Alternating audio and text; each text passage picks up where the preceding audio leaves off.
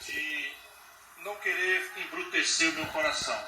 A política tem sido, muito cruel como atividade humana, nos obriga a muita frieza às vezes, mas eu não quero me permitir embrutecer e estou conseguindo atravessar. Já são quase 40 anos de vida pública e eu olho para trás, olho os meus erros, nenhum deles traiu o conjunto de princípios e valores que nós estamos pranteando aqui. A devoção ao povo, o amor ao Brasil, o compromisso com a superação da miséria e da desigualdade e a decência no comportamento, não para ensinar os outros, mas apenas para poder botar a cabeça no travesseiro e dormir sem qualquer constrangimento, ou ficar absolutamente curioso, e apenas isso, quando se anunciam as terríveis listas, não é que no Brasil entra semana e sai outra e sai sempre uma lista. Agora nós todos queremos saber do resto dos famigerados diálogos da Operação Lava Jato e dos aqueles que se ofereceram como chibata moral da nação, não passando de réis politiqueiros, manipulando a nobreza das regras e dos princípios do direito. E o que o meu coração me diz, chegando aqui, mais uma vez, é um misto de muita saudade e de muita esperança. Eu, todo dia, acordo e substituo aquela ronda que a minha inteligência demonstra para a depressão por revolta. E na hora de levantar, tomar café e planejar o dia e partir para a luta, eu substituo isso por esperança. A saudade é impossível de ser disfarçada, porque eu tive o privilégio, que poucas pessoas tiveram, eu tive o privilégio, veja como o Brasil é generoso com um filho de servidores públicos, criado no interior do Ceará, educado a maior parte da minha vida na escola pública. Eu tive o privilégio de me ver, pela força da democracia, colega de um dos meus ídolos. Fui colega governador do grande e inesquecível brasileiro Leonel de Moura Brizola, o engenheiro Leonel Brizola. E nas reuniões era quase esquisito. Eu fui eleito, vejam que imprudentes são os... Fui eleito com 32 anos de idade governador. Até hoje sou o mais jovem governador de 62. E vejam bem, eu com 32 anos e do meu lado ali nas reuniões, Leonel de Moura Brizola. Eu não queria saber se era o presidente da República que estava falando, se era um ministro, porque essas reuniões de governadores sempre tem gente muito importante. Eu dava um jeito de encostar nele ali e ficar perguntando do testemunho do Brizola. Por ali, por exemplo, eu de bastidores muito extraordinariamente importantes que você não lê na literatura brasileira, que ainda é muito sufocada. Tamanho é o medo que certas elites do país têm da força moral do trabalhismo e dos seus agentes, dos seus testemunhos. Ele me dando os bastidores da Revolução de 30. E ele bebeu no testemunho pessoal do Getúlio. E vejam que privilégio eu tenho, e eu não vou lhes cansar com essa coisa que eu gostaria de fazer. Eu vou fazer em memórias. Eu quero apenas dizer que a saudade é muito grande. A saudade, veja, naquele momento isso, em outros tantos momentos eu tive o privilégio de candidato sem ser favorito. Eu sou uma aposta na negação do que está posto de poderoso no Brasil. No Brasil, 5 bancos dominam 83% de todas as transações financeiras. Isso faz com que o cartão de crédito Visa, eu vou dizer as marcas, o American Express, cobre 14% do norte-americano na praça de origem deles e cobre 486% de um brasileiro. E eu falo isso com os números, com clareza, com contundência, e eu sou o tal cabra marcado para morrer. Eu não estou marcado para ser presidente do Brasil, como o Brizola jamais foi. Ora, quem? Brizola, presidente da República, foi este homem que tomou de uma metralhadora, sem dispensar de pitar o seu cigarrinho, e ali, no palácio, né, do Piratini, né, adiou o golpe, se sacrificando, correndo riscos na coisa extraordinária que foi o movimento da legalidade, replicando em tudo por tudo o gesto heróico e trágico de Getúlio Vargas, filho desta terra, e com um tiro no peito, né, tirou os interesses estrangeiros da prevalência, da iminência de um golpe que foi acontecer só 10 anos depois. depois pela tragédia pessoal, mas um ato de extrema coragem e de defesa do interesse nacional brasileiro. Como é que não podemos ter saudade, meu caro Pompeu de Matos, meu presidente, meu companheiro, meu amigo, que é orgulho mesmo da nossa bancada. Eu já tinha dito isso no particular, porque cada vez que os colegas prestam atenção, porque ele, para além de ter muito conteúdo, muita coragem, muita bravura, coisas que, aliás, são comuns aos gaúchos, raríssimas exceções há, né? Muito poucas exceções há, né? O gaúcho frouxo nasceu morto, ou a gaúcha também, para a gente ter muita clareza, Tânia, né? De que isso é um atributo da gente, Galdéria. Pois bem, quando Pompeu de Matos afirma as coisas de meta, ele o faz também de uma forma que acaba imediatamente fazendo a opinião e a réplica de todos os outros. Saudade não é outra palavra que possa substituir o meu primeiro sentimento.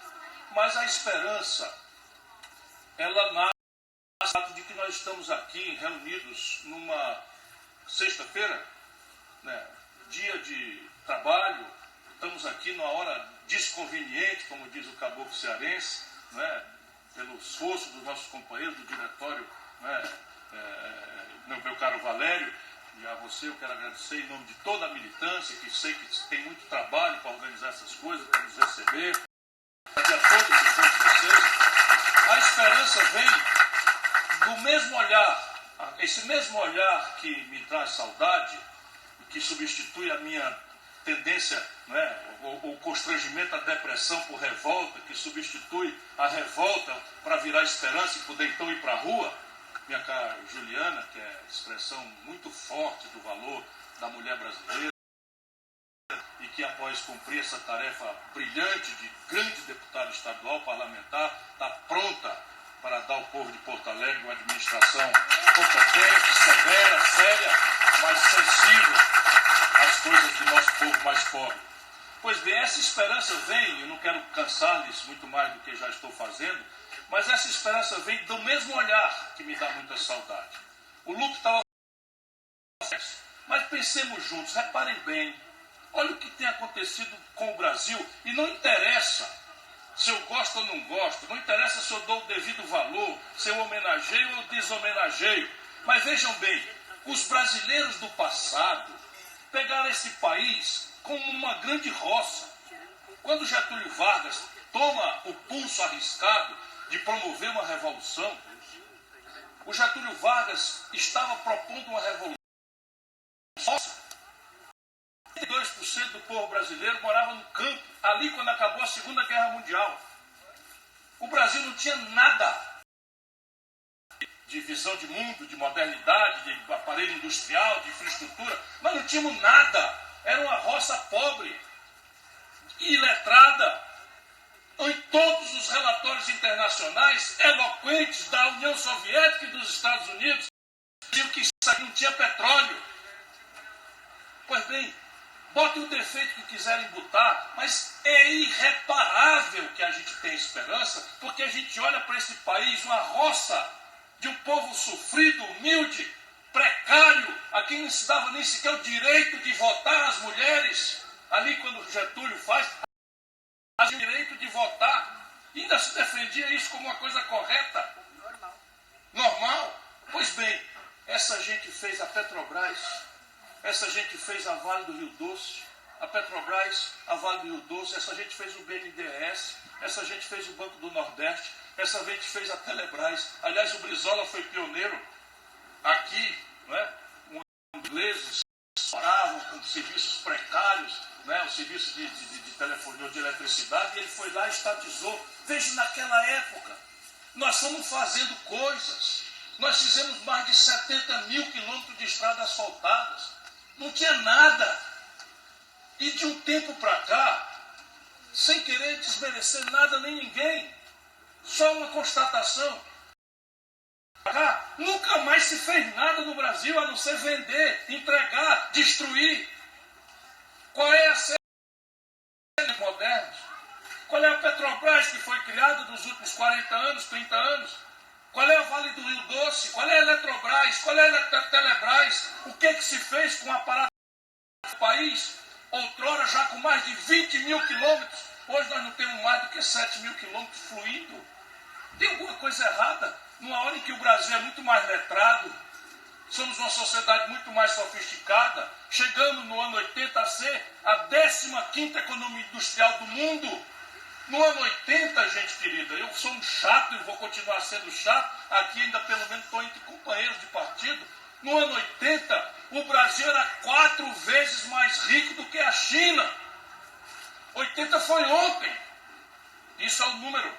É um número. O produto industrial brasileiro era a soma da produção industrial da China, da Coreia do Sul, da Malásia, de Singapura e do Vietnã, e ainda sobrava um tico. O mundo é o mesmo. O Brasil hoje é 1/12 da produção industrial chinesa. Ora caramba, como pode isso?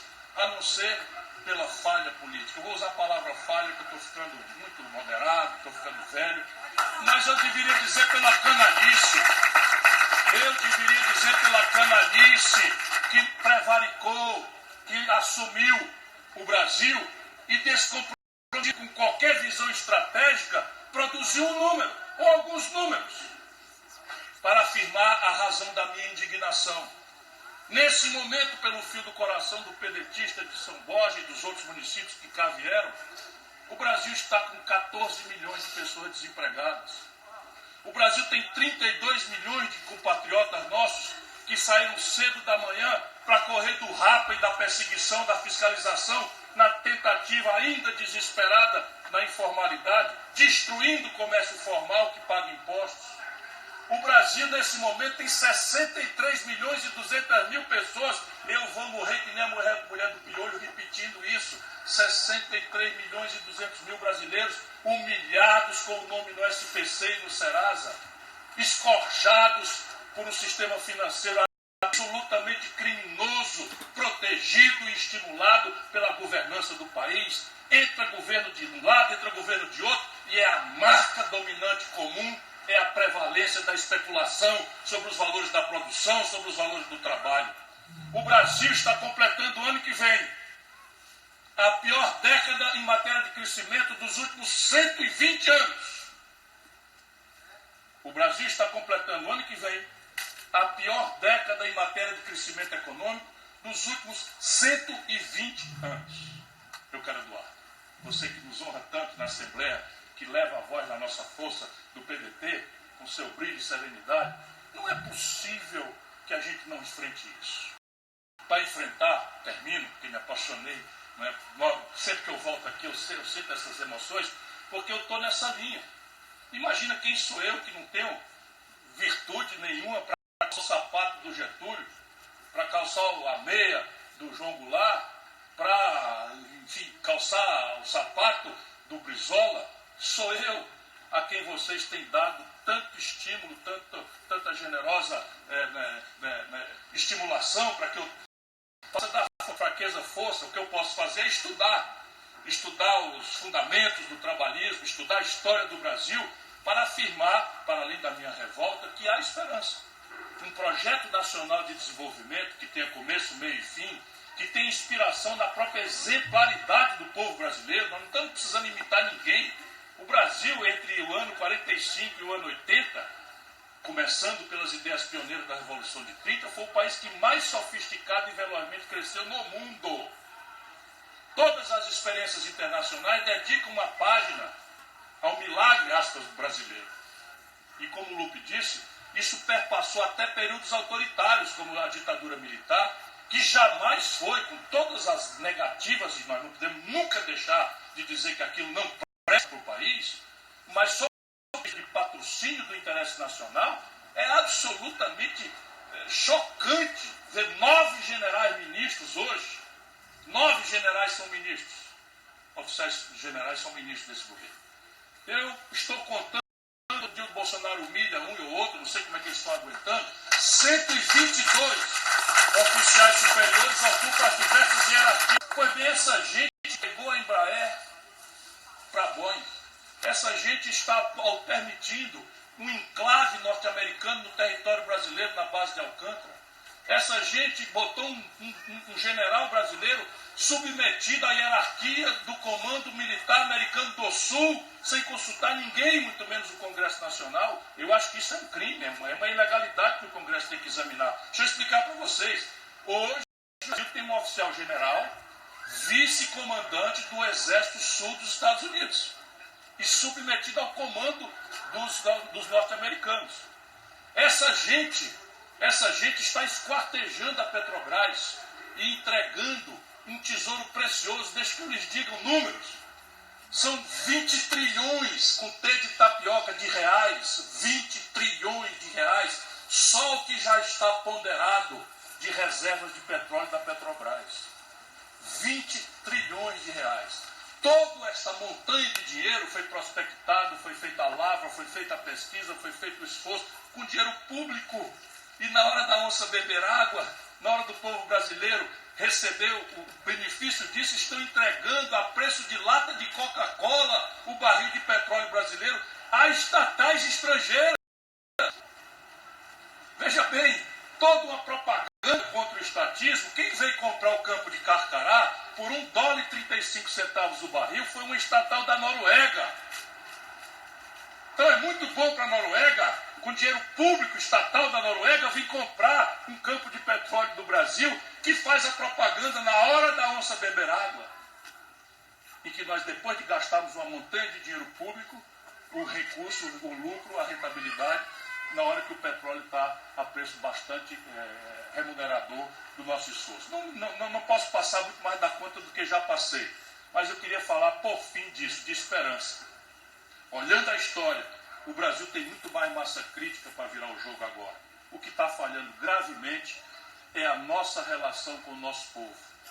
E veja, eu vou falar nós, para não ser inconveniente, para não ser indelicado. Eu tenho notícia, estou muito agradado com a presença de companheiros e companheiras de outras agremiações partidárias. Por isso eu vou falar com muita sinceridade e humildade. Nós somos responsáveis por essa aberração que está acontecendo no Brasil. Não aconteceria essa aberração no Brasil se nós, aqueles que temos compromisso popular, aqueles que temos compromisso nacional, aqueles que temos compromisso com a história do país, não revermos, não olharmos as nossas falhas. E a falha mais grave foi com que o Lupe terminou.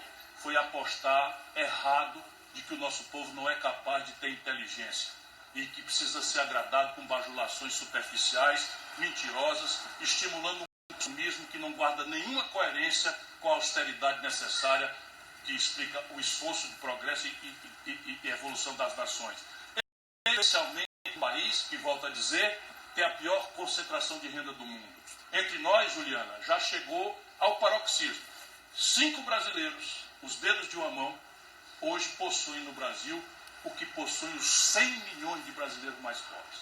A fortuna dos 5 brasileiros, você que carrega esse sobrenome e o qualifica com tanto brilho. Minha cara Tânia, uma Tânia à direita, outra à esquerda, de quem vai e de quem vem, trocam, não é? Não é possível que a gente não perceba que o Brasil precisa mudar. E ele vai mudar, para arrematar a minha fala, com a soma de 2 coisas. Ambas estavam em Leonel Brizola de forma exuberante, como em raras personalidades que eu costumo cultivar na vida brasileira. O exemplo e a ideia. Muito obrigado a todos.